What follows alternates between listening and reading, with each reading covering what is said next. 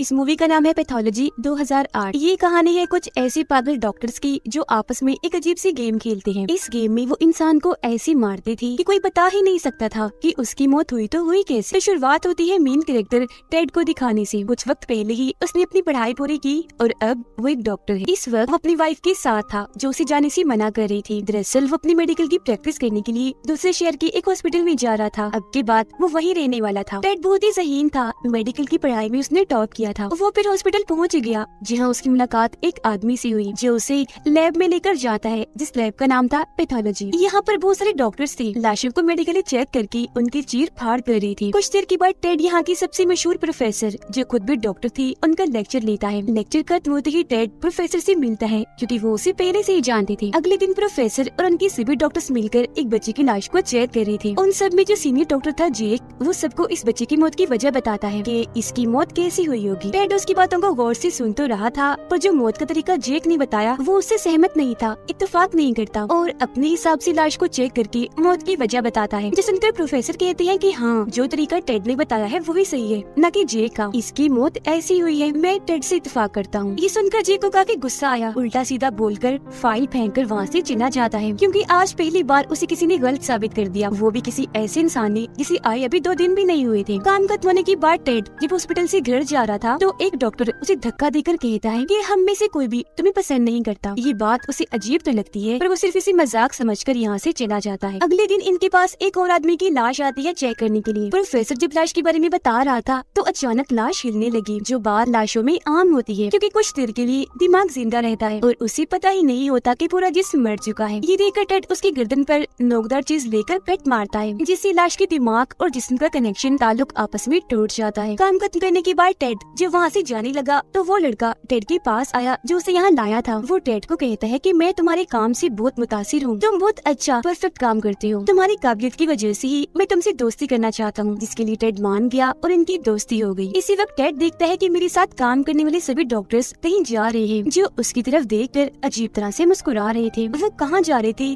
Ted को पता नहीं था, लेकिन थोड़ा बहुत उसे अजीब लगता है। पर उनको नजरअंदाज करके वो भी वहाँ से चला जाता है। अगले दिन सभी डॉक्टर्स रोज की तरह अपना काम कर रही थी, लाशों को मेडिकली चेक कर रही थी कि तभी टेड के पास जेक आकर कहता है कि चलो तुम भी, हम सब डॉक्टर्स एक क्लब में जा रहे हैं पार्टी करने। टेड का पहले ही दिल नहीं लग रहा था, अपनी वाइफ को वो याद कर रहा था, इसीलिए पार्टी में जाने के लिए मान जाता है। सभी डॉक्टर्स फिर पार्टी में आकर खूब एंजॉय करने लगते हैं, शराब पीते हैं। यहाँ टेड को पता चला कि जो फीमेल डॉक्टर है वो जेक की काफी अच्छी दोस्त है। यहाँ वो सब इस बारे में बात कर रही थी कि क्या ऐसा मुमकिन है हम किसी इंसान को इस तरह मारे कि उसकी रिपोर्ट में उसके मरने की असली वजह पता ही न चल पाए। वो फिर टेड से पूछते हैं कि अगर तुम्हें मौका मिले किसी को ऐसे मारने का तो क्या तुम उसे मार दोगे? जिस पर टेड जवाब देता है कि नहीं, मैं ऐसा नहीं कर सकता। कल जिस बच्चे की लाश को हमने चेक किया था ना, उस बच्चे को किसी ने सिर्फ उसके लैपटॉप की वजह से मारा था। जान लेना तो इंसानों की फितरत है, फिर चाहे उसके पीछे छोटी से छोटी वजह ही क्यों ना हो। और ऐसे जालिम इंसानों के लिए कानून बनाया गया है। यहाँ इस टॉपिक पर हम जितने भी बात करें फजूल है क्योंकि हम किसी को भी मार ही नहीं सकते, किसी में भी इतनी हिम्मत नहीं है। मगर उसे क्या पता था कि ये बात वो जिन लोगों के सामने बैठकर कह रहा है, लोगों को मारने का उनका तो रोज का काम है और उन्होंने ऐसे ऐसे काम किए हुए हैं जिनके बारे में टेड कभी सोच भी नहीं सकता। खैर ऐसे लोग बातें करते हैं और पार्टी एंजॉय भी। पूरी रात को मस्ती करने के बाद जब जाने लगी तो जेक टेड से कहता है कि मैं ऐसे ही तुमसे दोबारा मिलना चाहता हूँ, पर हाँ अगली बार हम दोनों अकेले हूँ, सिर्फ तुम और मैं। अगले दिन जब ये दोनों मिले तो खूब शराब पीते हैं, नशा करके तेज स्पीड में गाड़ी चलाते हैं। जेक फिर टेड को एक बिल्डिंग के पीछे लेकर जाता है। टेड यहाँ बहुत नशे में था, देखता है कि जेक एक आदमी से बात कर रहा है जो गुंडा है। घर के अंदर आकर वो एक औरत और बच्ची को देखता है। सोच में पड़ गया कि आखिर जेक मुझे यहाँ क्यों लाया है, लेकिन उसे इतना नशा था कि फौरन ही चक्कर खाकर वो गिर जाता है। अगली सुबह जब हुई तो फिर भी टेड का नशा नहीं उतरा। काम करने के लिए जब वो पैथोलॉजी लैब में आया तो देखता है कि आज मेडिकली चेक करने के लिए उस गुंडे की लाश आई है जिससे कल रात जेक बात कर रहा था। और ये देखकर तो झट से टेड का नशा उतर गया। फिर सारे डॉक्टर्स मिलकर उस गुंडे की मौत की वजह प्रोफेसर को बताने लगते हैं। जेक चुपचाप उन सब की बातें सुन रहा था क्योंकि इस गुंडे का खून उसने ही किया था और वो ये बात जानता था कि यहाँ कोई भी डॉक्टर उसकी मौत की असल वजह नहीं बता पाएगा। पर तभी आगे टेड आया और बताता है कि इस आदमी के सर पर वार किया गया है, पर हमला करने से पहले इसे जहर दिया गया। यहाँ वो जहर का नाम भी बताता है, ये कहते हुए कि मारने वाले ने ये जहर इसलिए दिया क्योंकि वो जानता था कि किसी भी लैब में इस जहर के बारे में पता नहीं लगवाया जा सकता, किसी भी रिपोर्ट में इस जहर की जाँच नहीं नहीं होगी। सबसे पहले इसे जहर दिया गया, फिर मारने वाले ने 7 घंटे तक इंतजार किया, जिसके बाद उसने 18 बार इसके सर पर वार किया और फिर जाकर इसे गोली मारी। ये सब सुनकर जेक टेड से मुतासिर तो हुआ, पर उसे काफी गुस्सा भी था कि ये इतना ज़हीन क्यों है, कैसे सब पता लगवा लिया। इसीलिए वो गुंडे का दिल उठाकर टेड के ऊपर फेंक कर मारता है। फिर जेक टेड को काम खत्म करने के बाद मिलने के लिए बुलाता है। टेड जब गया तो जेक उसे हॉस्पिटल की बेसमेंट में लेकर जाता है, जो 100 साल पुरानी थी। वहाँ उसी गुंडे की लाश पड़ी हुई थी। टेड उसे कहते हैं, क्या दिखाने लाई हो इधर? मैं जानता हूँ तुमने इसे मारा है। जेक बोला कि क्या फर्क पड़ता है, इस शहर में तकरीबन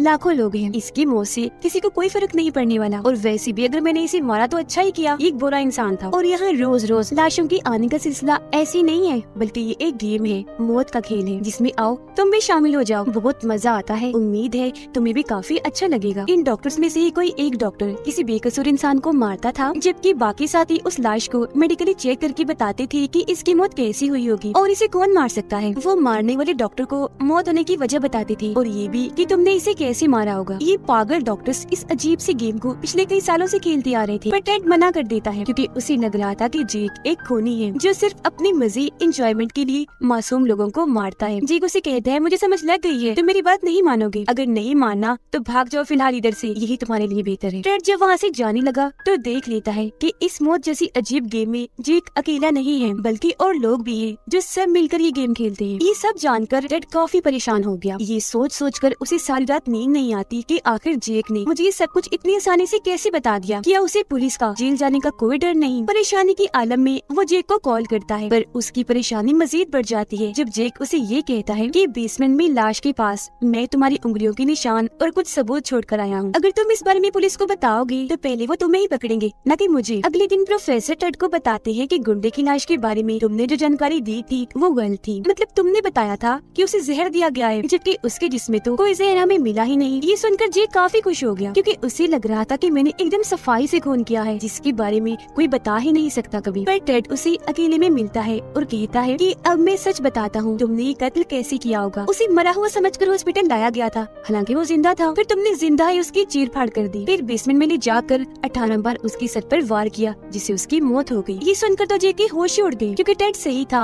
और उसने जेक को पकड़ लिया। इसके बाद हम देखते हैं कि टेड परेशान रहने लग गया था क्योंकि वो जान गया था कि मैं पागलों के बीच में रहकर काम कर रहा हूँ। एक दिन जब वो अकेला बैठा था तो जेक की दो सीनी फीमेल डॉक्टर उसके पास आकर पूछती है, क्या तुम इस गेम में हमारे साथ खेलोगे? पर जब टेड कुछ नहीं बोलता तो वो उसे एक पर्ची देते हुए कहती है कि ये हमारे हॉस्पिटल में आया नया केस है, अब इसे तुम देखोगे। फिर जब टेड लैब जाता है तो वहाँ एक जख्मी आदमी को लाया गया था जिसने पहले अपनी वाइफ और 2 बच्चों को गोली से मार दिया और बाद में अपनी जान लेने की भी कोशिश की, पर किसी तरह वो बच गया, जिसकी हालत काफी खराब थी। यहाँ टेड को जेक की कही एक बात याद आती है कि कुछ लोगों को जीने का कोई हक नहीं है और वो लोग हैं बुरे लोग जो गलत काम करते हैं। इसीलिए उस आदमी के मुंह में अपना वॉलेट घुसा कर उसका मुंह बंद कर देता है ताकि वो चिल्ला न सके। फिर जहर वाला इंजेक्शन कान में लगाकर उसकी जान ले लेता है। उसे ऐसे करते हुए जेक ने देख लिया था, इसीलिए वो टेड को कहता है कि हो सकता है आज रात तुम्हें नींद ना आए, तुम बार बार टीवी पर खबरें देखोगे कि कहीं मेरे बारे में कोई खबर तो नहीं। ये तो नहीं बताया जा रहा कि टेड ने ये खून किया है, लेकिन धीरे धीरे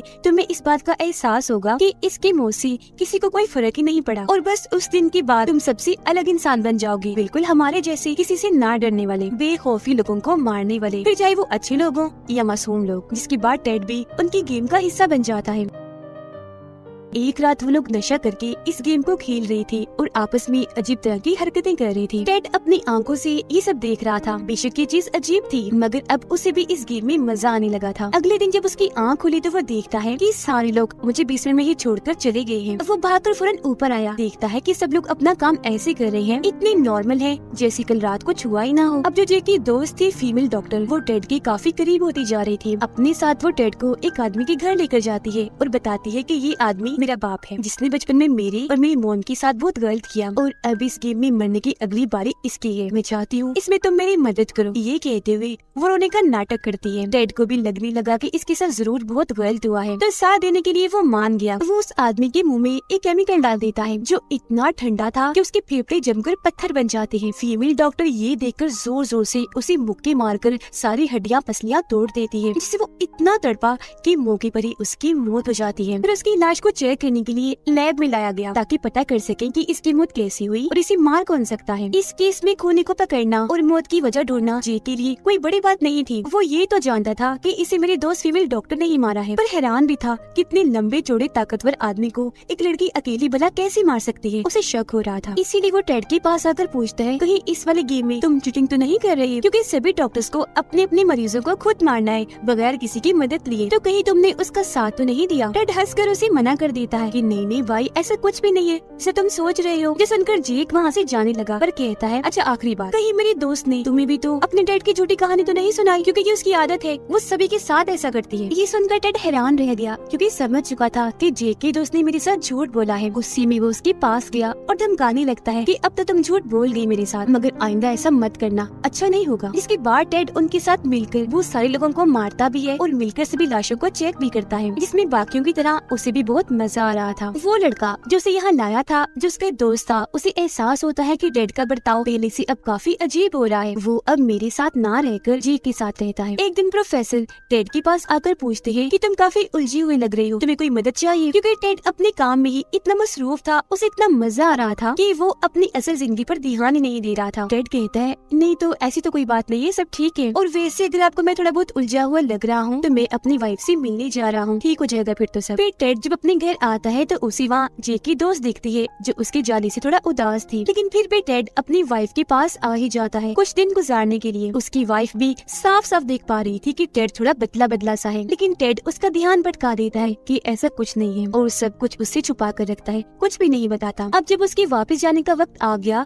तो उसकी वाइफ भी साथ जाने की जिद करती है। टेड उसे साथ ले जाना तो नहीं चाहता था, पर उसकी बार बार जिद करने पर वो मना भी नहीं कर पाया। वापस आकर जब टेड के घर आए तो वहाँ खून की निशान थी। अब इससे पहले कि उसकी वाइफ देखती, टेड सारे निशानों को साफ कर देता है, लेकिन फिर भी वहाँ टेड की वाइफ को नशे के पैकेट्स मिल जाते हैं, जिस बारे में वो सवाल जवाब करने लगती है कि ये क्या है, तुम नशा करने लग गई हो? जिस पर टेड कहता है, अरे नहीं नहीं, रख दो इसे, ये मेरा नहीं है। कल रात मेरे दोस्तों ने आकर यहाँ पार्टी की थी, शायद गलती से वही भूल गए होंगे। फिर अगले दिन ये दोनों पार्टी में जाते हैं जहाँ पर जेक और बाकी के लोग भी आए हुए थे। जेक की दोस्त जब टेड की वाइफ को देखती है तो उसे जलन होने लगी, इसीलिए वो अपना मूड खराब करके सबसे अलग चली जाती है और किसी से भी बात नहीं करती। ये चीज जब जेक ने देखी तो उसे काफी गुस्सा आया, क्योंकि वो जान गया था कि इसके और टेड के बीच में जरूर कुछ ना कुछ तो है, हालांकि ये मेरी दोस्त थी। हालात बिगड़ते देखकर टेड अपनी वाइफ को लेकर चला जाता है, जिसके बाद सभी के सामने जेक अपने दोस्त पर भड़कने लगता है और उसे उल्टा सीधा बोलकर वहाँ से चला जाता है। घर पर जब टेड और उसकी वाइफ सो रही थी तो आधी रात को उसके पास जेक की कॉल आई। टेड को लगा कि शायद वो मुझे गेम खेलने के लिए बुला रहा है, तो फौरन चला गया, लेकिन वहाँ जाकर तो टेड की होश उड़ जाती है क्योंकि जेक ने 3 लड़कियों का खून कर दिया था। खुद भी वो पागलों जैसी हरकतें कर रहा था, जैसे बार बार घूम घूम कर गिर रहा था। टेड उस पर गुस्सा करता है कि तुम बहुत गलत कर रहे हो, गेम के नाम पर ऐसे तुम लोगों को नहीं मार सकते, एक साथ इतने सारे लोगों को। पर जेक उसे कहता है कि अपनी बकवास बंद करो, मैंने तुम्हें यहाँ बस वार्निंग देने के लिए बुलाया है, मेरी हर चीज से दूर रहो, मेरी दोस्त से भी दूर। बेशक मैं जानता हूँ कि इसमें तुम्हारी कोई गलती नहीं है, सब मेरी दोस्त कर रही है, वही तुम्हारे पीछे पड़ी हुई है, इसलिए मैं तुम्हें कुछ नहीं कर रहा, जाओ यहाँ से। टेड जब अपने घर आया तो उसके घर के बाहर जेक की दोस्त उसका इंतजार कर रही थी। हालांकि टेड उसे यहाँ से जाने का कहता है, पर वो उल्टा उसके साथ ही अजीब हरकतें करने लगी और उसे ऐसा करते हुए जेक देख लेता है। इसका मतलब था कि यहाँ कोई किसी का सगा नहीं था, सभी एक दूसरे को धोखा दे रहे थे। अगले दिन टेड जेक को कहता है कि बस बहुत हो गया, अब मैं इस गेम को नहीं खेलना चाहता। इस पर जेक जवाब देता है कि ऐसा नहीं हो सकता, कोई भी इस गेम को नहीं छोड़ सकता, अगर तुमने ऐसा किया भी तो तुम्हें जेल हो जाएगी। वो टेड को यहाँ धमकी दे रहा था। आगे कहते हैं, अच्छा छोड़ो इन बातों को, कल हम जिस लाश को चेक करने वाले हैं ना, उसमें तो मुझे बहुत मजा आएगा, लेकिन वो लाश तुम्हें हैरान कर देगी। इसी तरह टेड अकेला ही बेसमेंट में आता है क्योंकि उसने अब इस सब का खात्मा करने का इरादा कर लिया था। अगले दिन टेड के अलावा वो सारे लोग इकट्ठा होते हैं और टेड को अपने रास्ते से हटाने का सोचने लगते हैं। तकरीबन सभी लोग इस बात से सहमत थे कि उसे मार ही देना चाहिए। आज वाली लाश पर से